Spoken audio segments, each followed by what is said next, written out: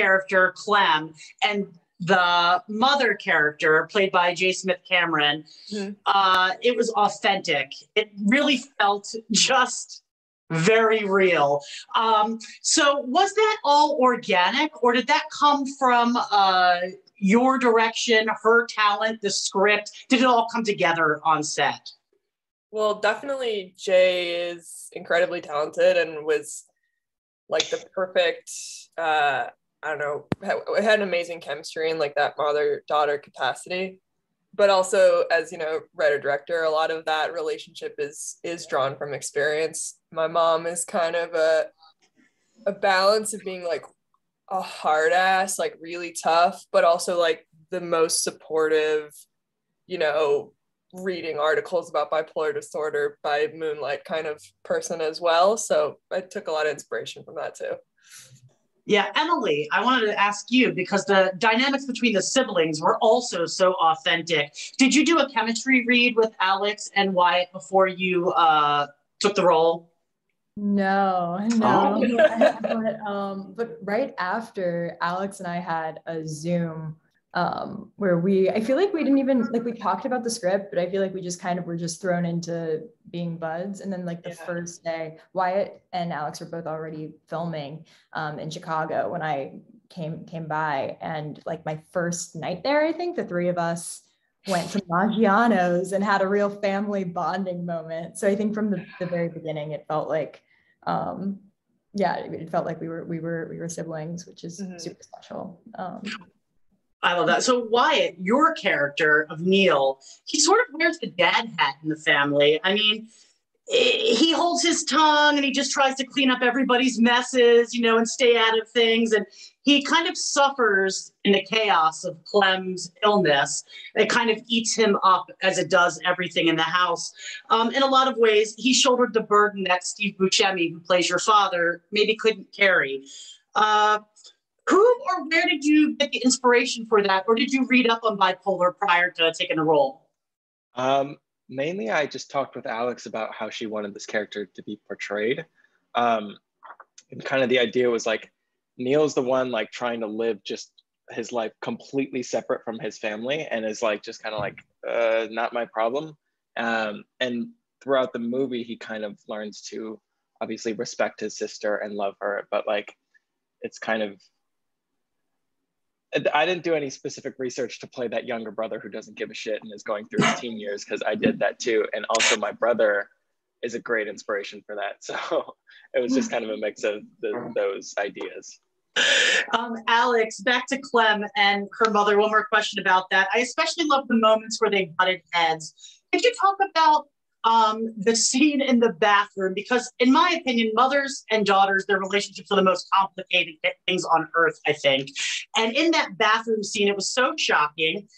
How did you film that in that small bathroom and manage to squeeze all of that kind of tumbling around in there and not knock yourself out, not knock Jay out? Yeah, that was chaos. We had a stunt coordinator, I will say that. So that was part of it. But our DP Jason was like in the shower, like on the toilet, getting all this different coverage.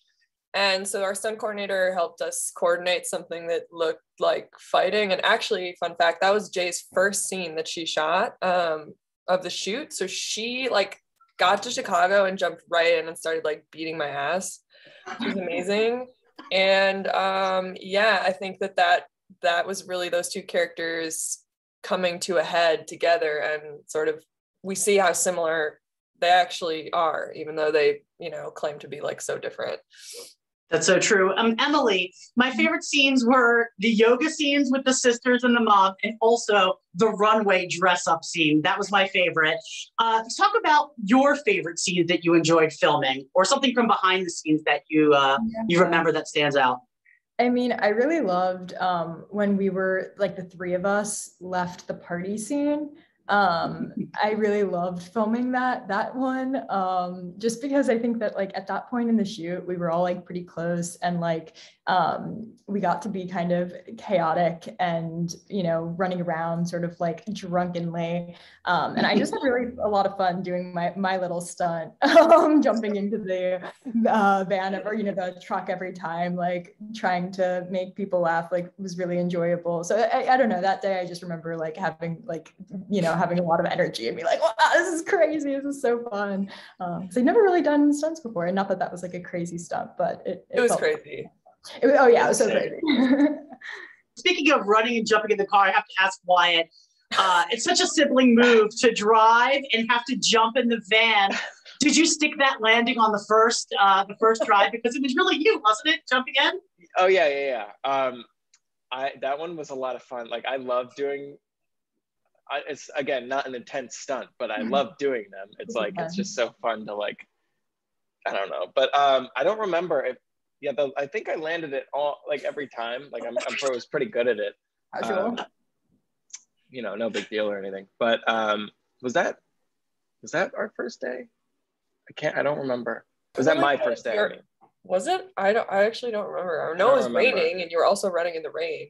Right. It also was raining. That's true. But no, that one was a lot of fun. Well, Alex, you know, the film is loosely based on your own struggles with bipolar. Why was this subject something that you wanted to tell, you wanted to bear all, when so many people might consider it a private struggle and not something for everyone to share? Well, I guess that is the reason to share it in some way. Someone's got to talk about it. And that's not even like my main driving force. I would just say like, I've been medicated for 10 years now. It's been one of the like main like foundations of my life is my treatment. And sometimes I think the best way to just make sense of something really like complicated and sometimes painful, but helpful or whatever is to tell a story about it. So it's partially my own exploration of what I've been through, but also just, you know, I've drawn from my own experience, and also one of my best friends from childhood, her mom was diagnosed with breast cancer in the same year that she dropped out of college from mental illness as well. So I think it's a very common condition and situation today, and I think it hopefully, you know, will hit home with a lot of people. I think it will. Wyatt, you know, I felt bad for Neil. He probably tried the hardest to get along with Clem, or at least stay out of the wave of chaos that she was unleashing in the house. And the scene in the kitchen when he finally tells her what she's doing to them and their mother, it kind of broke me as a viewer. He's so tight-lipped, and like you said, he's kind of a mystery in the house, like all teen boys can be, especially when they're in a house full of sisters and a mother. What was your impression of the relationship when you read the script, and did you kind of infuse your own ideas? You talked about talking with Alex beforehand, and you kind of inspiration with your brother, but was it all in the script, or did you kind of manifest it from there with your own experiences? I would say, I mean, all of the things I said were certainly in the script. And I guess the words I said were fueled by my experience with my brother and stuff like that. So I guess a bit half and half, but I'd say Alex's writing was just kind of everything, honestly. She understood what relationships and dynamics she needed to make this movie work and to make it interesting. And I think she did a really good job. And I don't want to take any credit for her. Okay, sorry, you guys both brought so much to these two roles that was not on the page. That has to be said. Like, let's clarify. Let's clarify. Alex, you know, joking about mental illness is just really not the norm. And I thought it was refreshing, to be honest. I thought there is some comedy in some of these struggles. And I laughed really hard on some of the things that maybe were a little bit more tragic, which kind of maybe lightens the mood a little bit with some of those things. In the making of the film, were you able to step out of yourself and learn something about you as a director, you as a writer, or you as just Alex? Because you kind of removed yourself, I would think, from your own experience while also living in that experience. Yes, I am not previously an actor, and I knew like acting and directing at the same time was going to be very challenging, but what I didn't factor in was that I was playing a semi-autobiographical role and in re-inhabiting some of the most traumatic experiences of my life on top of doing those things. And that was, that was just like very, very hard and very rewarding and growthful for sure. And the other thing is, I guess, like, if I'm going to say, what did I learn about Alex? I think this movie, not to be cheesy, but allowed me to have a little bit of forgiveness for my crimes of my past. Because I, before shooting this, have built like a really intense wall between where I am today and where I am before I was like doing treatment. And I don't think about that version of myself because I've hurt a lot of people and I did a lot of bad things. But I think kind of opening that has given me a bit of forgiveness and like empathy for myself. I don't know. Oh, congratulations. I think that's huge. Let's talk about Carl and Emily real quick. She's the total opposite of Clem. She was focused on medical school and kind of being the anti-Clem in the house. She just didn't want to follow those same paths. But when disappointment hit her, the emotional dam broke. I'm talking snot bubbles and vomit. You were very, very physical in some of those scenes, especially the follow-up party scene to the scene about your ACT scores.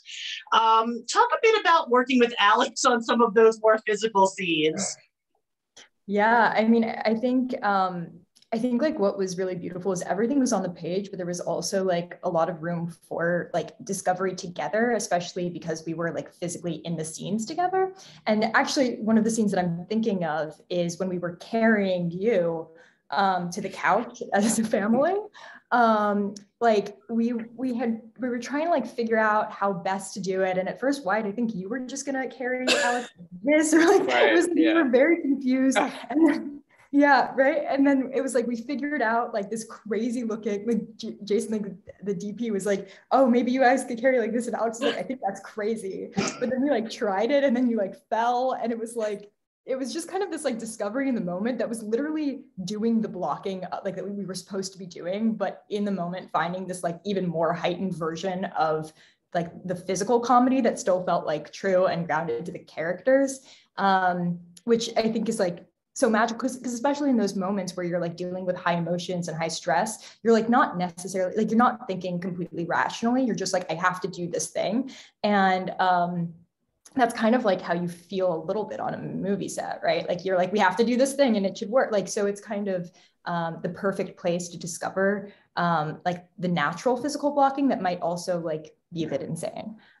So I think that being able to work with you directly as an actor, Alex, allowed for sort of this like organic discovery of this physical comedy and these physical moments in a way that was super special. It really was physical. There was a lot of moments that I was like, oh, I didn't see that coming, you know? Wyatt, one last question for you. What was going through Neil's mind when Clem wandered into his room high late at night? Because your face was like this calm terror. I'd like to think that that's not the first time that that's happened. And some of the times maybe Clem just beats the shit out of Neil and just like annoys him and like is like generally the annoying older sibling in that case scenario. So he's kind of like prepared for like the worst. But then obviously that scene takes kind of a different direction. And I think that's kind of like, it still feels very true to both characters to like rely on one another and kind of want each other's emotional support. And I think like going from that kind of, you know, that funny kind of like tension to like, oh, actually, this is a really sweet moment is like, I don't know. I love that scene and I'm glad you brought that up. I love that scene too, because I didn't know it was going to happen. I also thought Clem might jump on top of you. Yeah. You know, I had no idea. It felt very tense, you know, and I thought you played that very well. Alex, last question. What do you hope viewers take away from this movie when they leave? The film is going to play at Tribeca next week, and and I hope that it gets all the praise that it deserves. But what do you hope fans walk away thinking and saying about it? I think I hope people walk away with sort of a bit of a fresh take on what living with a mental illness might look like for somebody. And I hope, you know, I'm not telling anyone that this is how to do it or this is how to treat your condition. It's not prescriptive. It's just one person's story. It's just one interpretation of one story. I encourage everyone to, you know, lessen the stigma and find what works for you. If it's exercise, if it's whatever, I mean, just to find things that work for you. And I also really want people to take away compassion for the families and for the people who are touched by those living with this condition or any mental illness, because it's something that you really do weather together. You know, you figure it out as a team, and everyone's affected by it, and their strength is everything. So I think it's a fantastic piece. I hope it does really well at Tribeca, and I've been telling everyone to see it. So I actually told about 10 people to go buy tickets because it's so good. So congratulations on this. It's fantastic. And I hope we see more pieces like this that deal with mental health in both a comedic and a heartwarming way.